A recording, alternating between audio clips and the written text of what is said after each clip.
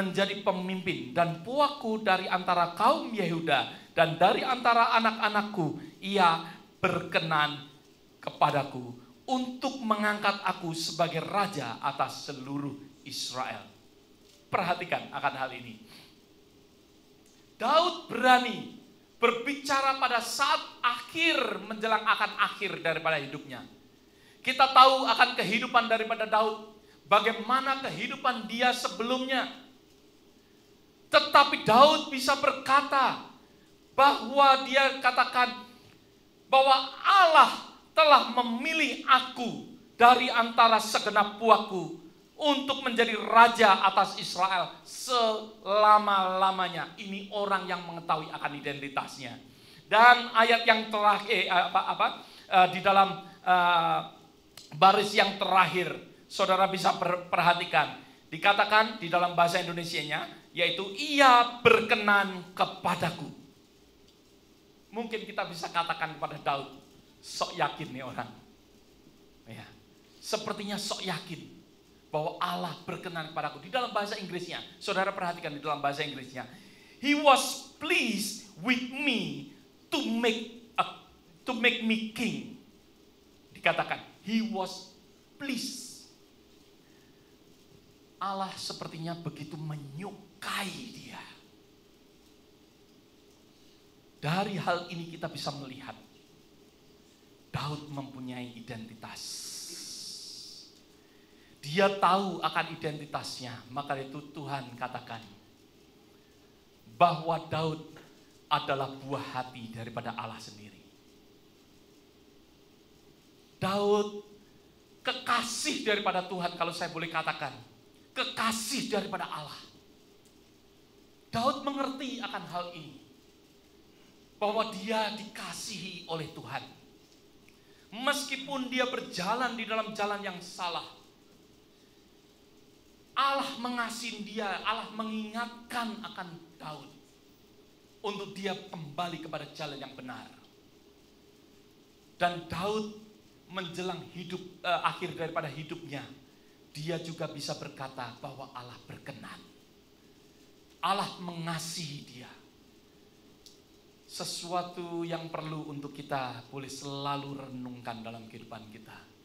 Identity. Identitas apa yang saudara dan saya punyai?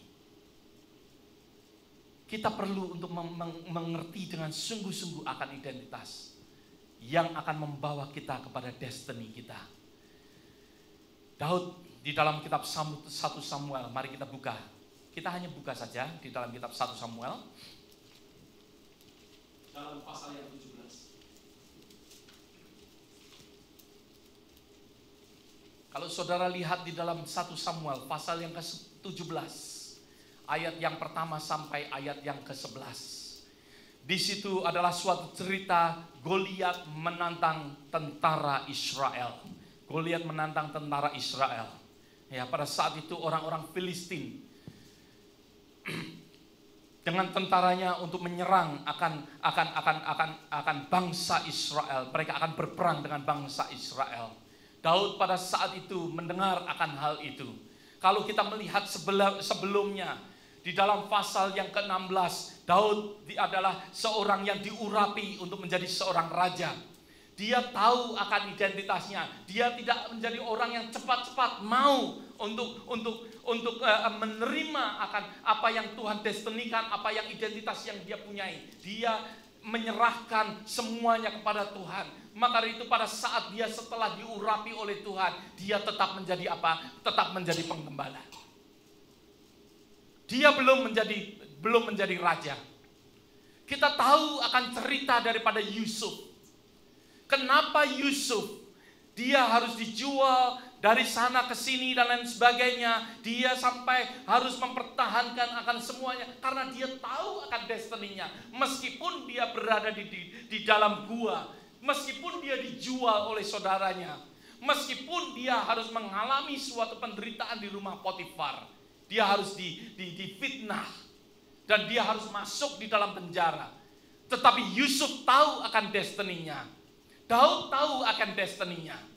Maka dari itu pada saat dia mendengar mendengar adanya sesuatu kesempatan. Kalau kita boleh lihat di dalam ayat yang ke-25. Daud pada saat itu mendengar akan ada sesuatu kesempatan. Dikatakan dalam ayat yang ke-25 bahwa orang-orang Israel itu, sesudah kamu lihat berkatalah orang-orang Israel itu, sudahkah kamu lihat orang yang maju itu? Sesungguhnya ia maju untuk mencemooh orang Israel. Daud tahu akan hal itu. Dia sudah mendengar akan hal itu. Tapi dia bertanya kembali. Dia ingin mendengar. Dan dikatakan oleh orang Israel itu, ya, orang yang mengalahkan dia akan dianugerahi raja, kekayaan yang besar. Raja akan memberikan anaknya yang perempuan kepadanya dan kaum keluarganya akan dibebaskannya dari pajak di Israel. Pada saat Daud mendengar akan suatu kesempatan yang baik untuk dia mengalami sesuatu perjalanan di dalam destininya, karena dia tahu identitasnya. Dia sebagai penggembala yang selalu menang terhadap lawannya, yaitu serigala, lawannya yaitu singa, lawannya yaitu beruang. Dia mengalami sesuatu kehidupan yang demikian pada saat dia mengembalakan. Maka dari itu Daud mempunyai sesuatu identitas di dalam dirinya, bahkan dimeteraikan pada saat dia diberikan sesuatu urapan sebagai raja di kemudian hari. Pada saat Samuel menuangkan minyak atas Daud. Tetapi Daud berjalan dengan identitasnya. Berjalan dengan identitas yang menuju kepada destininya.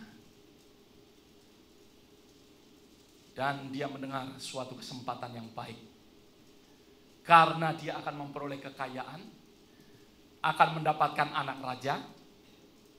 Ada amin saudara dikatakan? Bukankah setiap daripada kita sebenarnya kita mempunyai suatu chance yang sama? Sesuatu kesempatan yang sama semua daripada kita. Perhatikan akan hal ini. Kadangkala kita sama-sama ke gereja. Ya, kita sama-sama ke gereja. Kita sama-sama mendengar akan firman Tuhan. Tetapi ya, kesempatan yang diberikan secara sama kadangkala tidak sama satu dengan yang lain menerimanya. Daud yang tahu identitasnya.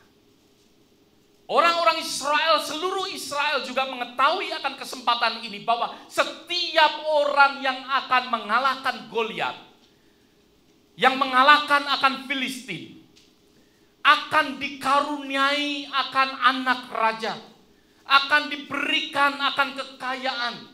Sesuatu tersedia pada saat itu untuk seluruh orang Israel. Kakak daripada Daud pada saat mendengar akan kesempatan itu, tetapi kesempatan itu tidak diambilnya. Karena apa? Karena dia tidak tahu identitasnya. Bagi orang yang tahu identitasnya akan mengambil kesempatan itu. Eliab, seorang yang ciut melihat Goliat yang begitu besar. Padahal pada saat Samuel bertanya kepada Isai, di mana anakmu? Ya, ditunjukkan satu persatu. Mereka orang-orang yang gagah perkasa. Maka dari itu mereka berada menjadi tentara daripada Israel. Tapi Samuel katakan, no, it's not this one. Bukan ini, satu lagi, bukan ini, bukan ini. Akhirnya sampai Daud. Mereka meskipun besar badannya tetapi tidak tahu identitasnya. Daud dikatakan kemerah